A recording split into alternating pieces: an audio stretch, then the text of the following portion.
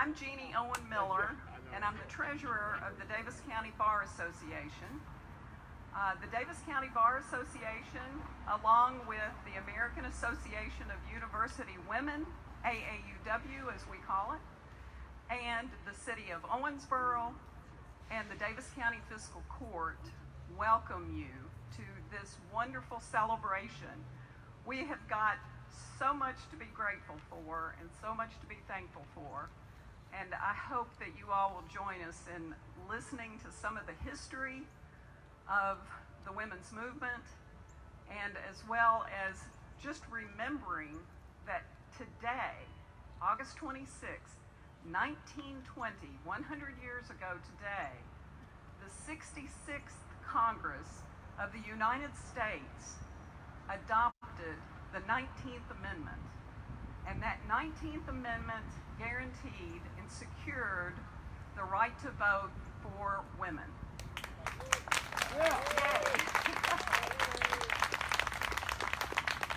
It's really hard to imagine that women were denied the right to vote, but they certainly were. Now, there were some states that allowed women to vote before the 19th Amendment, but the 19th Amendment secured that right.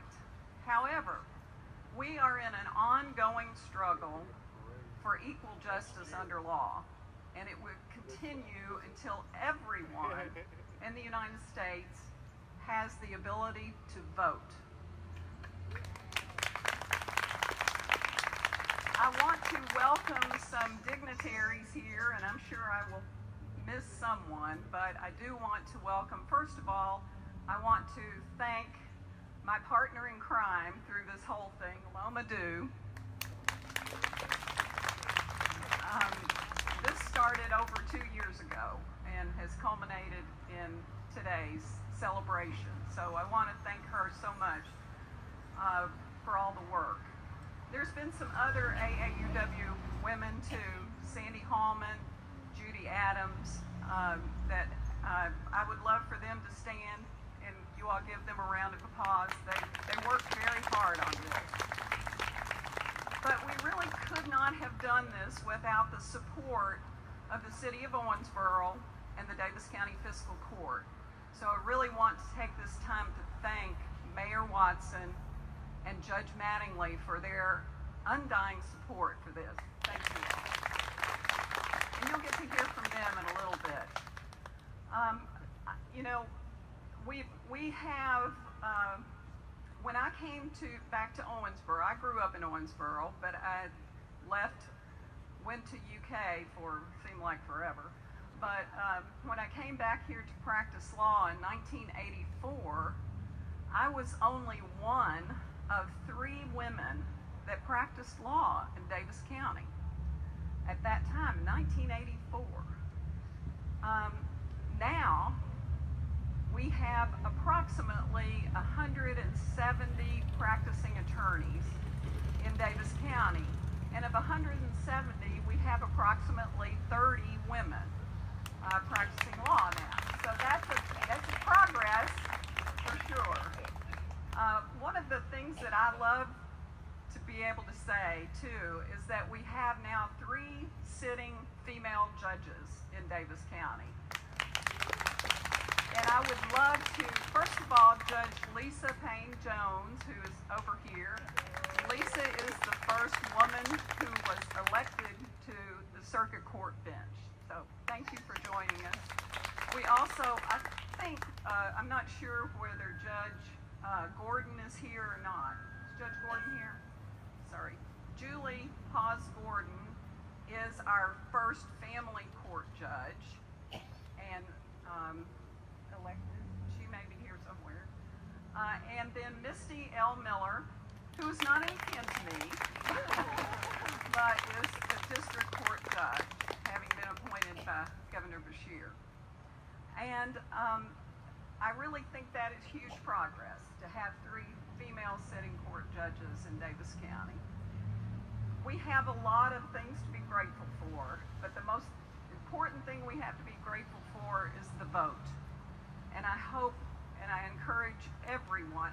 I would really like to see, is there anyone out here that didn't vote in the last election?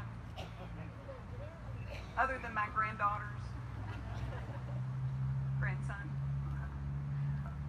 I hope everybody will remember how important and how hard women and men worked to didn't give it to us, to secure this right to vote. And we really appreciate it. I'm going to let, and one of the things, of course, we're here today to do, of course, is dedicate this monument to Louise Gasser Kirtley as the first female attorney in Owensboro, the first female judge in Owensboro, the first female representative elected to the state legislature from Daviess County, and the first woman who was the Daviess County Bar Association president. Yeah, what a woman. And we have two of her offspring with us today. Bobby Kirtley, who most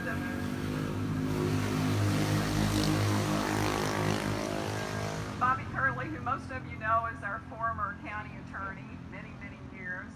And we have Mrs. Elizabeth Jacobs here with us today, the daughter of Louise Gasser Kirtley. So thank you all for being here.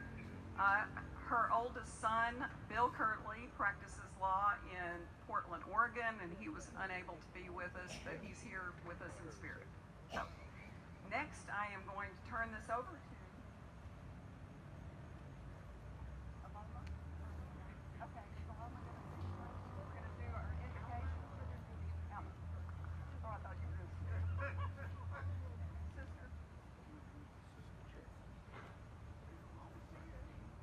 Yeah, I know. Thank you, sister. You're welcome. So they decided that we could go ahead and start with prayer after all. So I'm Sister Sharon. I'm an Ursuline sister from Mount St. Joseph, and there are a lot of women out there who vote. Just thought I'd let you know that. If we could come to prayer, please.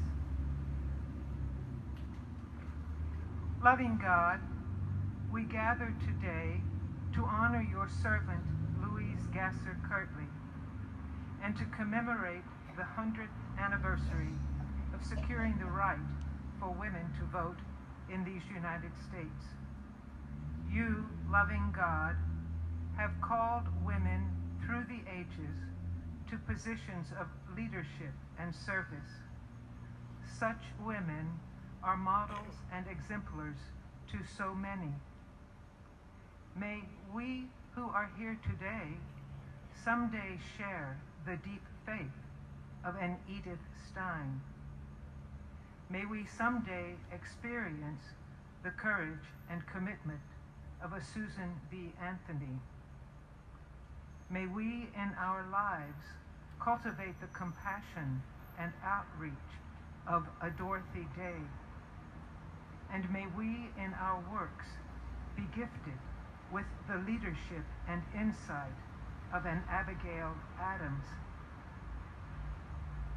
As we honor Louise Kirtley for her many historical firsts as a Kentucky woman, we ask that you strengthen our efforts to build a welcoming future. A future in which the Rosa Parks among us are honored without suffering pain and rejection. A future in which the creative Anne Franks among us not experience untimely extermination, but live long and fruitful lives. A future in which the Ruth Bader Ginsburgs among us need no longer break artificially imposed barriers. We ask your blessing on all those living and dead who have made possible such a celebration as we are experiencing this evening. Bless all who are present today and guide our hands and hearts as we move forward through these difficult times we are experiencing. We ask this all together, and we say, Amen.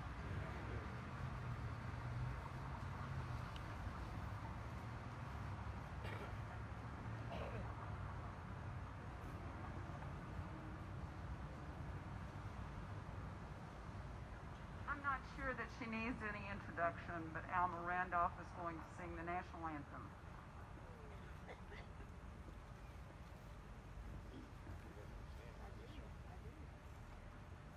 Oh, say, can you see by the dawn's early light what so proudly we hailed at the twilight's last gleaming, whose broad stripes and bright stars through the perilous fight o'er the ramparts we watched were so gallantly streaming, and the rockets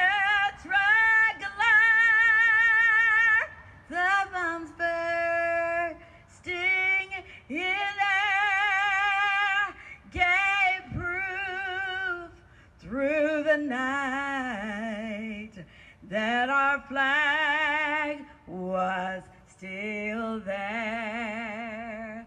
Oh, say, does that star-spangled banner yet wave o'er the land of the free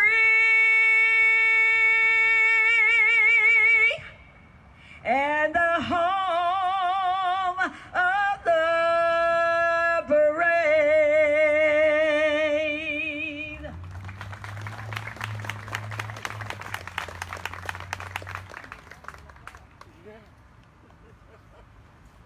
It's so good to see so many of you here to honor the 100th anniversary of women and to honor Louise Gasser Kirtley. If Jeannie and I are partners in crime, she did the biggest crime because I think she did the biggest work to get this ready. So she deserves a lot of thanks for getting this together.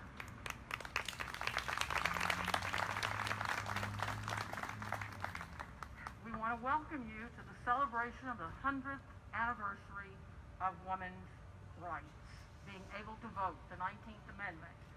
And it was not given, it was worked for and fought for many years, more than 70 years women worked, and many of the ones who started were not able, will I spit on you if I take this off? It's more than 6 feet, okay, I feel muffled. They worked for more than 70 years, and there aren't very many campaigns, if you think about things that happen, that last that long.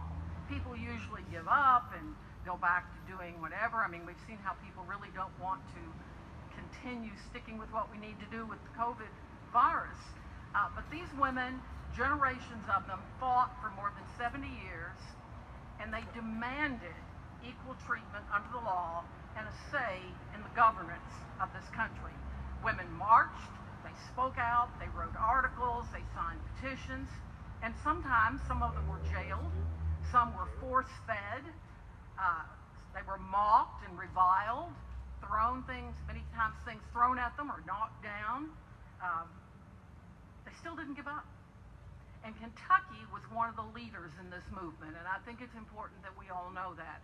Kentucky signed the 19th Amendment in January of 1920, and they assured people, the governor assured people, that they would be able to vote in the presidential election, whether it was a federal amendment yet or not, they would be able to vote. And what this is about, and you men know this, it's about power, pure and simple. It's about having power. And we have it, but not as much as we think we ought to have. Some women then, and I think now, thought it unladylike to vote. Or some were well-to-do and said, we don't need that. Some had religions that said that women were not equal, therefore they could not do it. And there were race objections. And although on this day 100 years ago, indeed women secured the right to vote, that was not true for all of our black women in this country, particularly in the South, where Jim Crow kept them from voting. It was not true for Native Americans who did not get the vote for many, many more years. So we're still working on this. In Owensboro, people worked very hard, men and women, to get the vote. And when they voted on that day in 1920, nearly 2/3 as many women voted as men, and for a total 75.6% of the eligible voters cast a ballot. I would love to see that happen again. We do not usually see those numbers.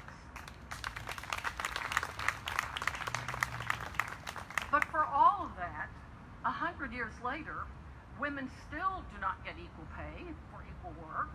We're often passed over for jobs because there is a male who is accepted, whether they're as qualified or not. Many churches still do not treat women as equal, but we will get there. Strong women are the backbone of this country, and we have the model of Louise Gasser Kirtley to lead the way.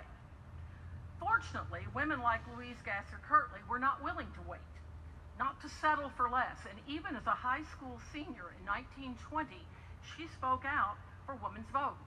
Then she wouldn't be able to vote until she was 21. But she was already fighting for that. She always thought of herself as an equal, and this should make all of you all very proud. She always thought of herself as an equal. From high school, when she debated 2 boys and won the debate, when she was on the girls' basketball team, and they won 4 of their 7 games, and it was a fairly new team, so that was important. They beat Daviess County High twice, sadly, since I'm a Daviess County graduate. But she was called Stonewall Gasser because she was quite the basketball player, apparently. And then when she became a lawyer in 1931, Owensboro had fewer than 25,000 people. And she started out as just a general lawyer, what you call a country lawyer. For more than 40 years, she did that. She had graduated cum laude from Smith College and was only one of 2 women in her law class at the University of Louisville. And she opened her law practice right there, in that building where she had grown up. The year after she got out of law school, or that year, she and her sister Elizabeth bought that building from their brothers. That's the building where they grew up, where their parents owned Gasser's Bakery and Ice Cream Shop. And the motto was, we feed the people. And I just love that. Kirtley was a very polished presenter. She was not pretentious. She was compassionate. And she did a lot of divorce work for women. A lot of the women who worked at Kinrad would come to her, and often because she knew they didn't have much money, she didn't charge them anything at all. But the ones who did pay her, the Kinrad women paid her in silver dollars. And then it became a custom that she would give a silver dollar to a family when a new baby was born. This was one of her little things that everybody knew about. She also was a good tipper. She knew how hard waitresses had to work. And she also identified with single mothers and tried to help them after she became a single mother with 3 children in 1944. Her husband, Bill, was city attorney. They were the first husband and wife law firm. And when Bill died in 1944, the children were still very young. Elizabeth was 7, Bill was 5, and Robert, or Bobby, I've always just called him Bob, was 8 months. The law firm of Kirtley and Kirtley, she said, would be held with that name for her boys. I don't know that she thought about you becoming a lawyer, but maybe you had already expressed interest in something else. But she was very aware when she was not appointed to take his place. She just assumed that since he was she would be named to that job. She was not. She was aware of the prejudice against women, But apparently she never complained or demanded equality. She expected it and she took it. She never, ever gave up. She flaunted her femininity. She wore her pearls. See some pearls here in the audience. And she wore her trademark butterfly pin, which Elizabeth has on, so y'all will all have to see it, because this is in every picture I think I've seen of her. I think that she was equal without being kind of in your face about it. And she always assumed that she was equal. And I think, from all that I've read, she used her femininity to her advantage. She was city police judge pro tem from 1946 to 1942 and county attorney from 1958 to 1960. And there's an interesting story there, but I won't tell you about it today. She ran for police judge and was narrowly defeated. And one person said, it's just not appropriate for a woman to hear the things that she would hear as a police judge. But she had been police judge pro tem, so she must have already heard them. She was elected as the first Daviess County woman to be elected to state office. She was elected to the Kentucky General Assembly, and she served there 2 terms. She was also the first female lawyer elected to the General Assembly. She had been endorsed and encouraged by the Owensboro Business and Professional Women's Club, and she carried 30 of 38 precincts in District 15 in a primary, and she ran unopposed in the general election. But in 1967, she wanted to run for a 3rd term. And she ended her speeches, and I love this. Any woman that's running for office that's out there, you might want to think about this.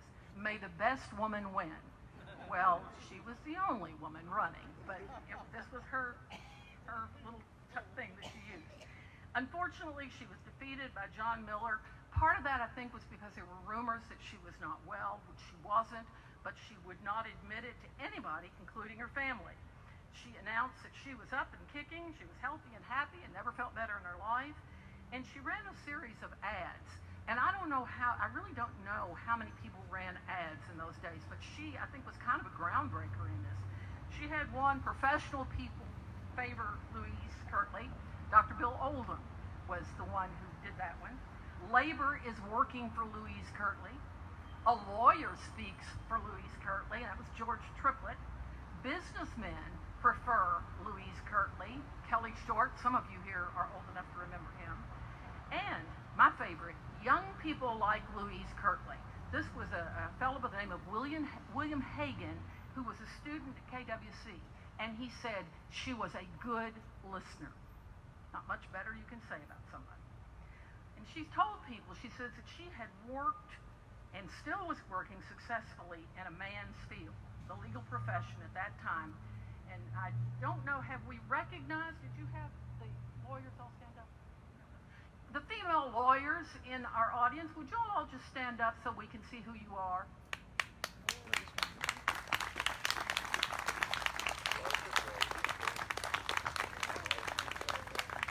It wasn't easy even when these women became lawyers. So imagine what it was like for Louise.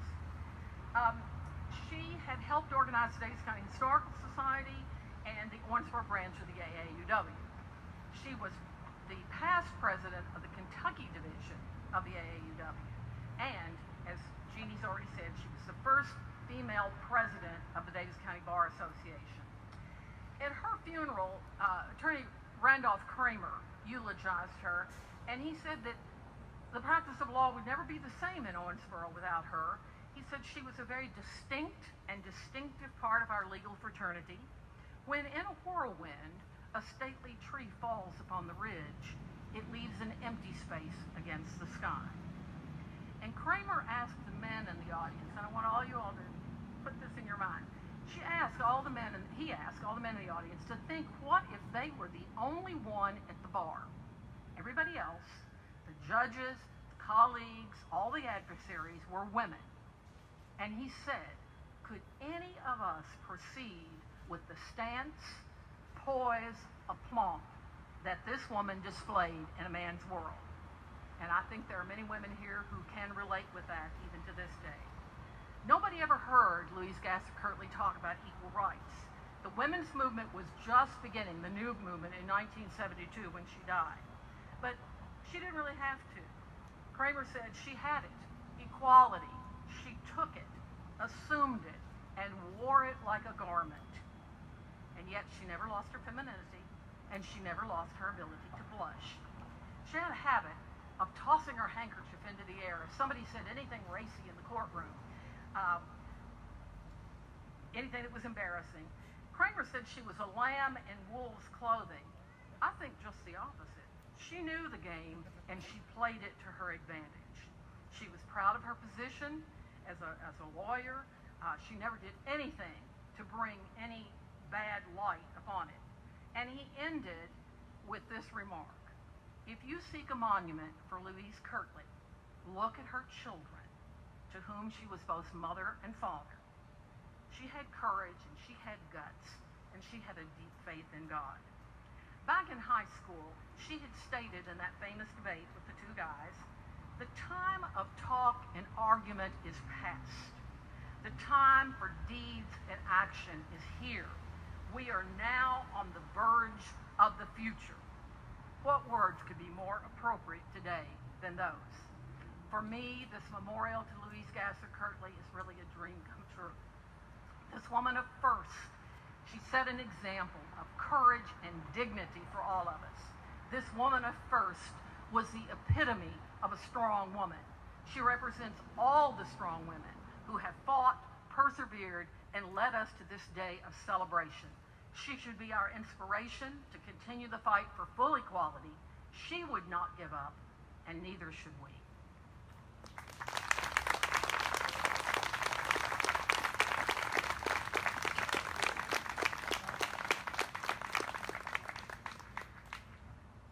And now, our Judge Executive, Al Mattingly, will say a few words.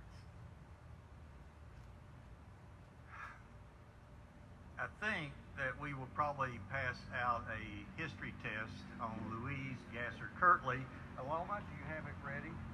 All right, that's what I wondered. Just a few words, but then I recalled all the times I sat in my office and Bob would come in and he made me listen to him. So I wrote these remarks just for you, Bob. We gather on the courthouse lawn to celebrate a trailblazer in our community. The timing couldn't be better, coinciding with the centennial of the 19th Amendment, which guaranteed the right of women to vote. It's taken too long to properly acknowledge the achievements of Louise Gasser Kirtley and of women in general in our community. Today's monument is the first dedicated to a woman on our courthouse lawn. If you look around you, we have many monuments dedicated to causes and people, but not a single woman has a plaque or a memorial. And for that, I apologize. Miss Kirtley initially practiced law with her husband Bill and still managed to raise 3 children at home. She was a remarkable woman who worked very hard for her clients, her community, and for her family. And as you heard, she was a woman of many firsts. But Ms. Kirtley helped to pave a path of equality in our county, our city, and our Commonwealth are in a better place today because of her contributions. Now I want to lift up Mrs. Kirtley in appreciation and celebration and celebrate our inclusive culture here in Daviess County. Women are vital to our prosperity. And today we honor those who have fought for equal justice under the law, securing the right to vote.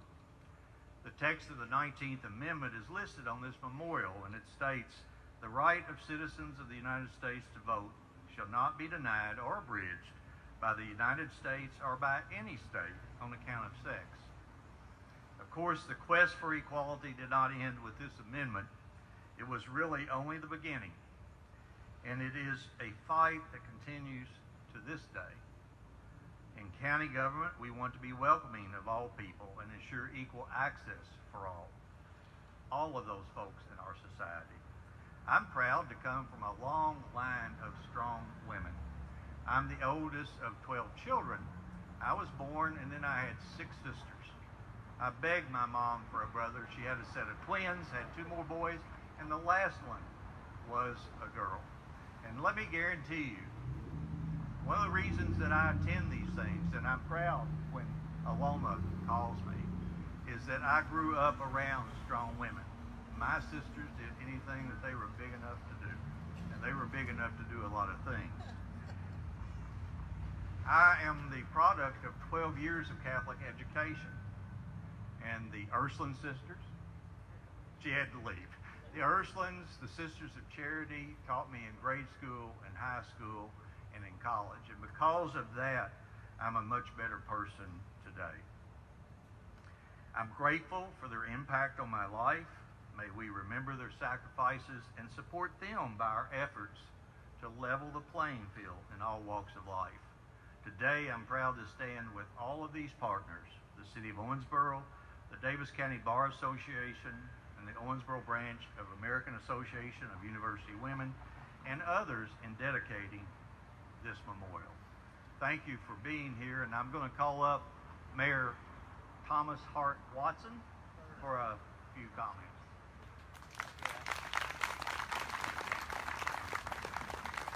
Thank you all, and on behalf of the City of Owensboro, our City Commission, all our employees and all our retirees, we're blessed to be here today, and I'm honored to be here as your mayor.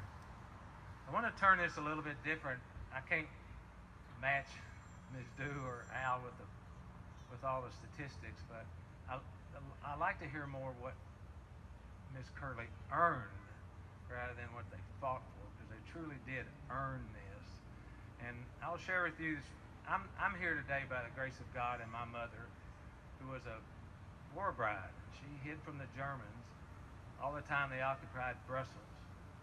And when she came over and had 4 children, and we were raised in an 800 square foot house, and this was the strongest, most non-judgmental human being I've ever met in my life. And it's funny, her favorite saying was, "You gotta just keep going." And I think that's apropos for what all the folks did to try and earn this right to vote. My wife is my best friend. We have 2 boys.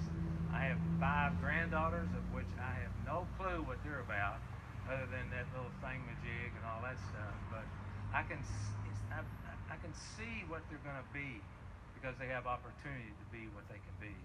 2 of them are in healthcare. One of them is going into forensic medicine. They are so just so full of life, and it's because of what came before them. So I've been truly blessed by having some great women in my life, and I'm honored to be here. And I just think, like my mom said, you just got to keep going. Thank you.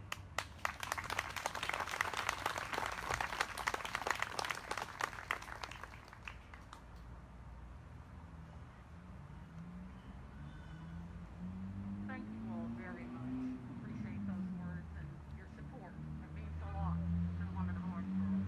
I think now we will unveil the memorial. Bob and Lydia, can you all come and join us? I think it's important to understand that this monument was placed where it is in order for Louise Gasser Kirtley to face 2nd Street and the building that she practiced in. And that she grew up. And the backside of this, what we call the backside, is actually what you all are facing, is the 19th Amendment. So, with further ado,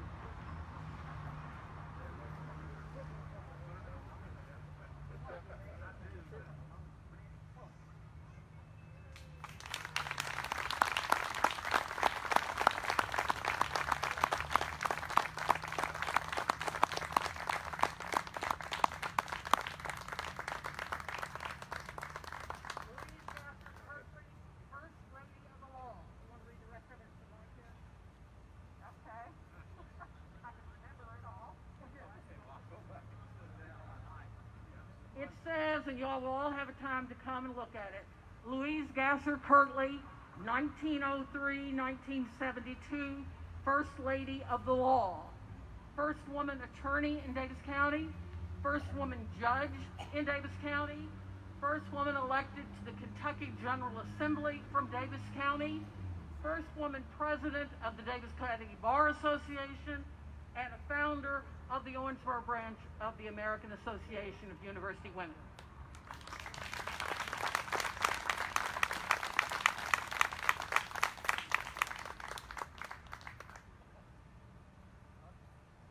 We've already heard the 19th Amendment eloquently stated. We would also like to point out that on the base of the monument are the major contributors to the financial part of this monument. Well, put it on you. Yeah. And so you'll see in your program, we've allowed some time for family or friends to say what they would like to say about Louise Kirtley. Thank you. So the first one is her daughter, Elizabeth Kirtley Jacobs. Ms. Jacobs. Thank you, thank you. I want to thank everyone who made this possible. Mother would have been so proud. I'm Elizabeth Kirtley Jacobs, and the oldest. My brother Bobby, who was the imp of the family, is 6 years younger. I have to give you the history of the family before I go any further. Our great grandfather was supposed to have been a very wealthy man, but who knows? He built all these buildings across the street. There were 6 of them. And he left each one a building when he passed away. Well, my grandmother, our grandmother, got the building right over there that says Kirtley and Kirtley. And as they said, it was passed on down, and now brother Bobby has it. I call him Bobby. Okay. Now, our grandmother was a woman before her time. Not only did she run the bakery, but she only had 12 children. 10 of them were boys. And then when the 2 girls came, 11th and 12th, the German father said, "Oh, ye gods, here come the girls." Well, they only had 2 girls. Now, when Mother was in grade school, she was asked, "Would you like to skip a grade?" And the teacher went to her and said, "Now, you know, if you skip, you're going to be the oldest, you're going to be in the big pool and be a little person. But if you stay where you are, you'll be a big person in a little pool." She turned to the teacher and said, "I'm going to be a big person in the big pool." And that's the way she led her life. One time when I was with her, I was about 8 or 9, went to this couple, and I said to them, very dignified couple, I said, "Are you married?" And they said, "Yes." I said, "Well, I want you to get a divorce. I want you to come to my mother. We need the money." Well, that was the last time I did that. And I used to play secretary in our office down in the Masonic building on Saturday morning. And all these poor old women would come in. She didn't take appointments. It's first come, first served. And the poor women would be beaten up from the night before. And I would listen to their stories. And there was one man, we never had any men, no gun snuff. But here came a man running in. "I got to see Miss Kirtley, got to see Miss Kirtley." And I played big secretary. "Well, what do you need?" Well, he said, "My first 2 wives got a divorce through her, and she took me to the cleaners. I'm on my 3rd divorce, and I want to get here first before the 3rd one gets here." But she taught me one thing. A classmate of mine's mother came in. I happened to have known her. And when we broke for lunch, which was in the middle of this street, we'd go get mushmelons. Y'all know mushmelons? They're Indiana cantaloupes and ice cream. And I said to Mother, with the classmate that came or the mother of the classmate that came in. I said, when will her divorce be final? She said, oh, darling, she can't divorce him. She has nowhere to go. That left an impression on me, and she said, don't let that happen to you. I said, don't worry. It did. But anyway, now another story on Mother or about my taxes. I was in Louisville teaching school in my early 20s, and she called me one day and said, I think you should buy this house. I have an estate. It's only $8,000 or something. I said, okay. She said, you can rent it out and make some money. I said, okay. Well, she did all the paperwork. I bought the house. And then I came home one weekend to see the house. Well, I gather my mother had never seen it. When we opened the bathroom door, the toilet and the tub were sitting in the ground. The floor had rotted away. I thought, oh my goodness, what am I going to do? I live in Louisville, blah, blah, blah. Well, one weekend I happened to be home again, and the fire department called. Some little vandals had set fire to that house you own. They burned it to the ground. I said, yay, yay, yay. So the insurance money paid off the loan. But then she did my taxes, and I was just nothing but a little school teacher. So she took the loss of the house off of my taxes after I had got the insurance company to pay it off. I don't think that was quite legal, but it happened. Well, then I get from the IRS, they want all this refund back. And I said, Mother, they want me, the IRS is coming after me. She said, don't worry. Well, let me tell you what she did. She got the state treasurer to represent me on this dead case. And she came and I came, and we went before this IRS agent. He was petrified. So the treasurer went through all that, and we left. I said, Mother, how do we do? She said, oh, you won. I said, how can I win? She said, you'll see. So months went by, and then I get, not only had I gotten a refund check, I got more money. Somehow the IRS agent had given me more money. And I said, well, look, Mother, how did I get this extra money? She said, well, darling, while you were sitting there, all he did was look at your legs. So, Mother would be so proud of her children and her grandchildren. Are you through laughing, Bobby? Okay.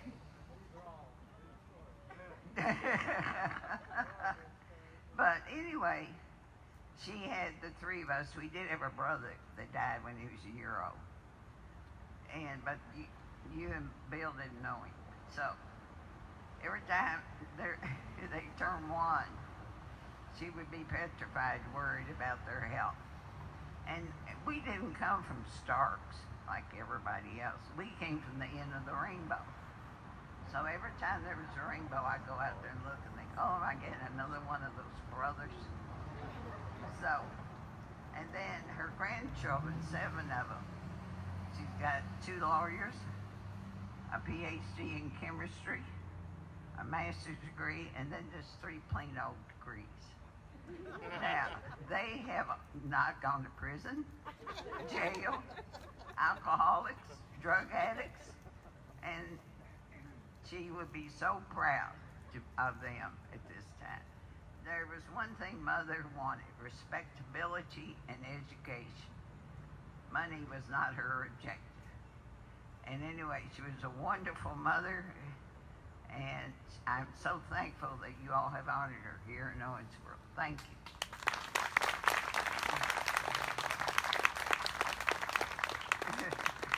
I had more, but you all told them.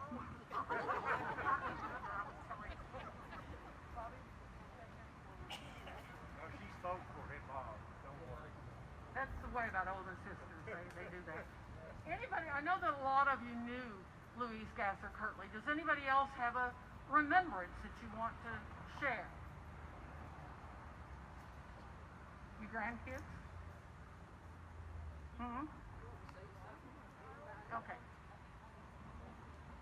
Oh, to the very end? Okay. Charlie. Yeah. Charlie, come on.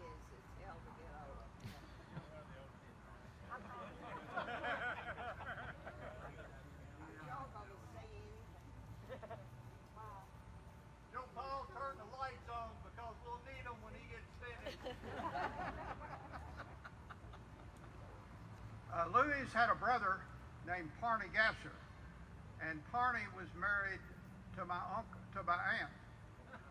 Anna Weichel, and he died when he was about 28 years old. But right after that, I was born, and Miss Kirtley had a son that was passed away at stillbirth, and we both had the same birthday. And every year of my life for 12 years, Louise Kirtley sent me a silver dollar. That's the reason that we heard about the silver dollar. When I started practicing law, I had very few clients, and Louise Kirtley sent me cases. The first personal injury case I ever had was a lady down on 5th Street, and she fell in a laundry, and we collected $15,000, and I thought I'd died and gone to heaven. But Louise was one of the finest persons that I ever met. She was always in court. She was always compassionate, and I loved her. And we had a lot of fun. We talked about everything from, she was one of, like she'd throw that handkerchief up. I've been in court over in police court, and that handkerchief would go up. But she's one of the finest ladies that I ever met.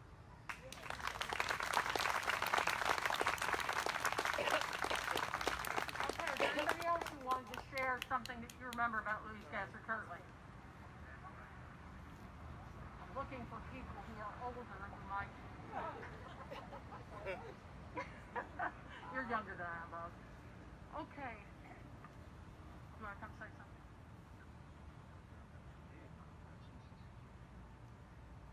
Hello, I'm Ashley Johnson. I'm Bob and Pam's daughter, and I'm Louise's granddaughter. And just on behalf of the whole Kirtley family, I want to thank everyone for coming to this and celebrating this with us. I really want to thank everyone who donated money to make this happen. You know, fiscal court, the AAUW, everyone that helped, and the city. Pardon me. All right. And I will be very brief, but of course this would never have happened without Jeannie Owen Miller and Aloma Dew. I'd like to give them a round of applause.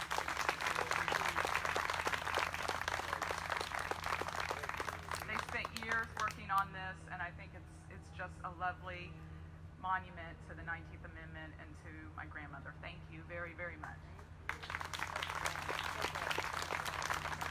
Well, I have to tell you that what we really wanted was a statue or a bust. We worked really hard, but the family said, and I think this says a lot about Louise Gasser Kirtley, she would not want us spending the money that way. So this is what we have. And let me remind you all, we had planned for this to be a really big celebration. We were going to have a parade. We were going to have lots of speakers.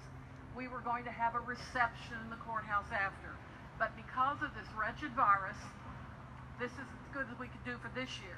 But let me tell you that next August 26th, we will rededicate this memorial, and maybe we'll even have another woman to celebrate, and we will have the big blowout. Thank you all for coming.